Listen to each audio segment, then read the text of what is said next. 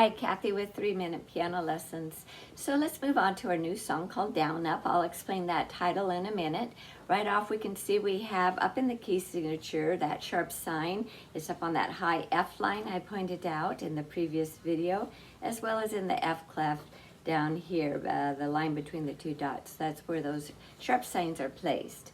Now on this song you have some interesting lines I've put in. I'm getting better with my Notion program, so it's working for me. Remember I introduced our first line in the Christmas song. It was the long line. It was called a phrase, and it connected all those notes together to make a musical thought. I explained it in that video. On this one it's a short line, and it's called a slur, and it connects these two notes together. You play them legato, and I learned it down, up.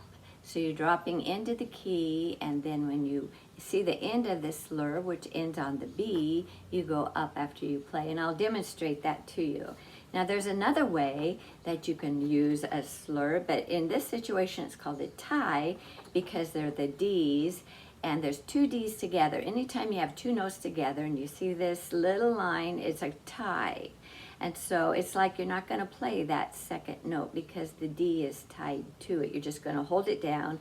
In fact, low G will come in on that beat while you're still holding that D down. So I'll play this for you so you hear it and demonstrate that down up. Down here we have a repeat sign. We haven't had that before. It looks just like the end of song, end of the line there. Those double bar lines we've been using, end of song, but now we have the two dots. So it's noticeable. Let me demonstrate.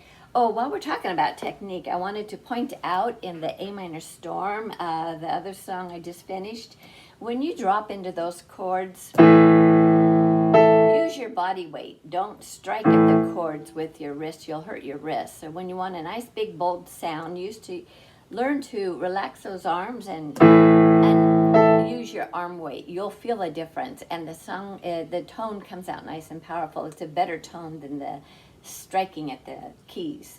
So there's a technique for you as well. So here we go with down up. I'll demonstrate the right hand. That's where you use the slur. So we're starting out with G. 1, 2, lift. 1, 2. See my wrist? I'm just kind of pushing off of the key with my little finger there, and I'm getting my lift in that wrist that I want. It gives a certain tone. So it comes back on the third line with the high G and the E. And don't forget you have your tie in there in the middle, measure 4. There's some of the measures are not